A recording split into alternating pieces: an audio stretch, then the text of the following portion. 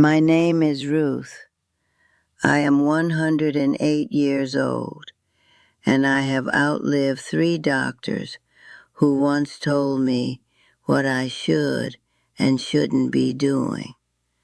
That's not said with bitterness. It's said with perspective. Over the decades, I have been given advice with great confidence. Some of it was wise, some of it was cautious, and some of it, I believe, was simply too rigid for a life meant to be lived. I respected my doctors. I listened carefully, but I also listened to myself. There were 5 habits in particular that professionals warned me about. 5 things they suggested I give up entirely. I didn't. Not exactly. And I'm still here. The first habit was drinking coffee every morning. In my 50s, a doctor told me to cut it out completely. He said caffeine would strain my heart and age me faster. I remember sitting on that paper-covered table, nodding politely. I had been drinking 1 cup of coffee every morning since I was 22. 1 cup. Not 5, not all day, just 1. It was my ritual. The scent alone felt like a beginning. I tried giving it up for 2 weeks. I felt dull, headache-prone, irritable. My morning lost its anchor. So I adjusted instead of eliminating. I reduced the strength. I drank it slowly. I never had it after noon. Moderation, not eradication. At 108, I still drink a small cup every morning. It doesn't make me jittery. It makes me attentive. Doctors were not entirely wrong. Excess would have harmed me, but so would rigidity. The second habit was eating eggs several times a week. There was a period when eggs were treated like quiet villains. Cholesterol warnings filled pamphlets. I was advised to avoid them almost entirely. But I had grown up on eggs. They were affordable, nourishing, simple. I didn't eat them fried in grease. I boiled them, scrambled them lightly. I paid attention to how I felt. My energy was steady, my weight stable. My blood work, surprisingly, remained reasonable. I did not eat them daily. I did not overindulge. I kept them in my routine without fear. Over time, even medical advice shifted. Eggs were no longer the enemy they once seemed. What I learned from that was simple. Science evolves. Panic is temporary. The third habit was walking in all weather. A doctor once told me, in my late 70s, that I should avoid cold air. He said it could stress my lungs and joints. I understood his caution, but I also understood stagnation. If I stayed indoors every time the wind turned sharp, I would have spent half the year behind glass. So I bundled carefully. A scarf, gloves, steady shoes. And I walked shorter distances when it was icy. Fresh air sharpened me. Movement warmed me. The body adapts when you allow it to. Avoiding all discomfort weakens resilience. The fourth habit was keeping a small glass of red wine with Sunday dinner. There were years when alcohol was described as wholly harmful, then years when it was praised in moderation. I never chased the headlines. I kept my ritual modest. One small glass, once a week, not to numb sadness, not to escape, to mark time. Celebration matters, ritual matters.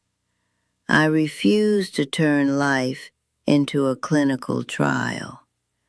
The fifth habit was working in my garden well into my 90s. I was told repeatedly to take it easy, to let others handle the bending, lifting, kneeling. But gardening was not strain, it was meaning. I adjusted my pace. I used raised beds. I sat on a low stool, but I did not stop. There is a difference between recklessness and engagement. Doctors often speak in broad strokes. They must. They see patterns across thousands of patients. But you are not a pattern. You are a person. And a person must live inside their own rhythms. I did not ignore medical advice entirely. I reduced salt. I monitored blood pressure. I accepted medication when necessary. But I never surrendered my autonomy completely. Fear ages you faster than cholesterol. Panic tightens the body. I chose calm evaluation instead. When a doctor warned me about something, I asked questions. How much is too much? What are the actual risks? What happens if I moderate instead of eliminate?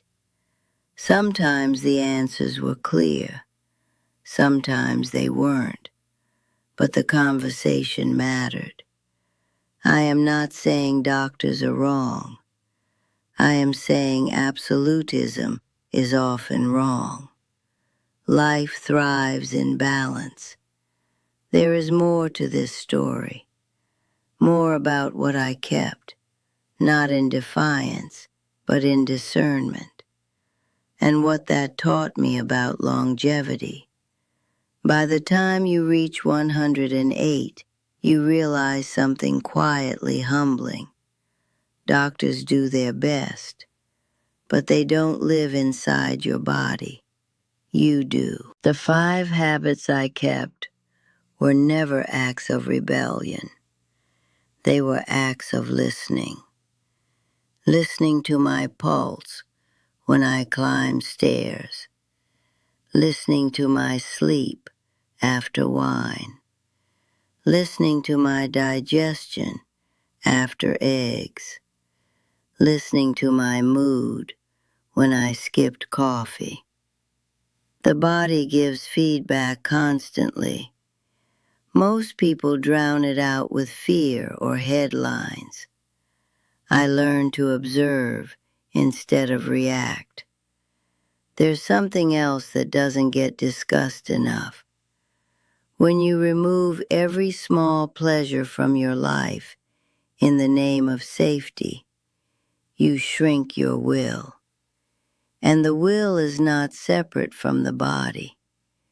In my 80s, I watched friends begin to live in avoidance. They avoided salt, then sugar, then fat, then sunshine, then cold air, then stairs, then walking without assistance. Each avoidance seemed logical on its own. Together, they built fragility. Fragility is not only physical, it is psychological. If you believe everything is dangerous, you move through the world cautiously, then timidly, then barely at all. I refused to let caution become confinement. I adjusted my habits carefully. My coffee became smaller. My wine became rarer. My garden became raised beds instead of deep rows. Adaptation is different from surrender. That distinction carried me far. I also learned that health advice often changes with time. In my 60s, butter was condemned.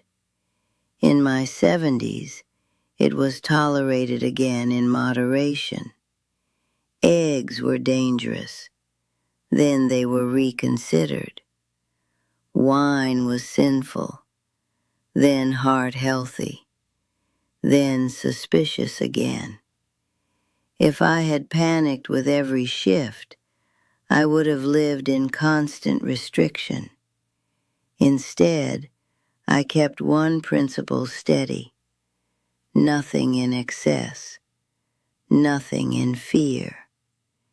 Excess inflames the body. Fear inflames the mind.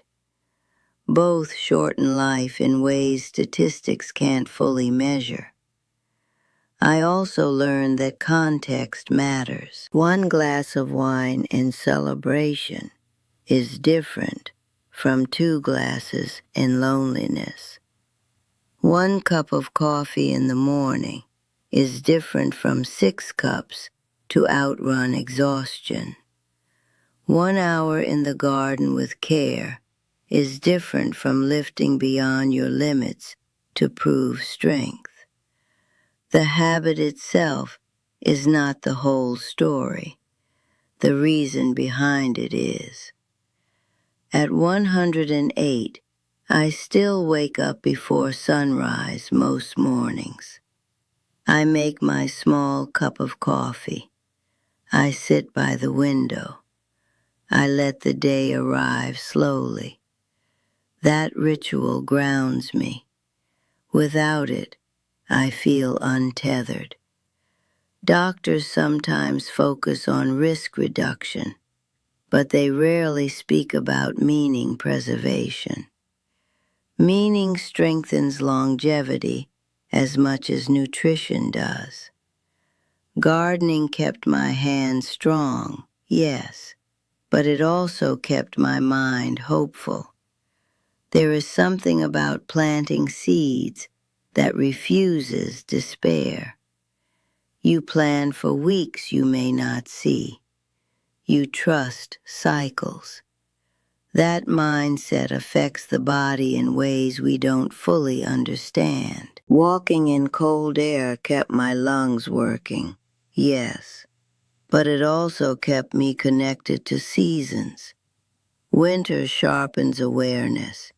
Spring softens it. Summer humbles it. Autumn quiets it. If you avoid the elements entirely, you miss the rhythm of life.